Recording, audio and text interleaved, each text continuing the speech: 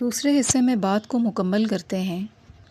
اصل میں اگر ہم قرآن مجید کی تعلیمات کو پوری طرح سے اپنی زندگیوں پر لاگو کریں تو نفسیاتی مسائل پیدا ہی نہیں ہوتے اور ہمیں کسی سائیکالوجسٹ سائیکیٹرسٹ سے رابطہ کرنے کی قطعاً کوئی ضرورت ہی نہ پڑے، کیونکہ قرآن مجید کی تعلیم ہے کہ شکر گزاری پیدا کیجیے اور دن کا آغاز اس احساس سے کیجیے۔ تو جب اس احساس سے دن کا آغاز ہوگا تو لازمی بات ہے کہ اندر کی بے چینی خود بخود ختم ہو جائے گی اور اس کی جگہ مثبت رویہ جنم لے گا۔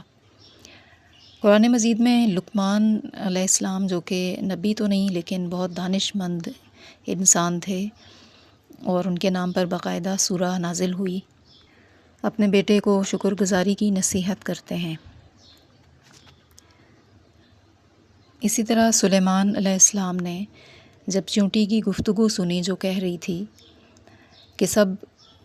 ایک طرف ہو جاؤ، ایسا نہ ہو کہ سلیمان کا لشکر جو چلا آ رہا ہے وہ ہمیں کچل ڈالے، یہ سن کر سلیمان علیہ السلام مسکرائے اور انہوں نے اللہ تعالیٰ سے دعا کی کہ اے میرے رب،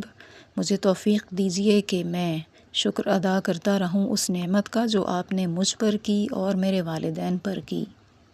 اور مجھے ایسے نیک اعمال کرنے کی توفیق دیجیے کہ جس سے آپ راضی ہوں، اور مجھے اپنی رحمت کے ساتھ اپنے نیک بندوں میں شامل کر لیجیے۔ آمین۔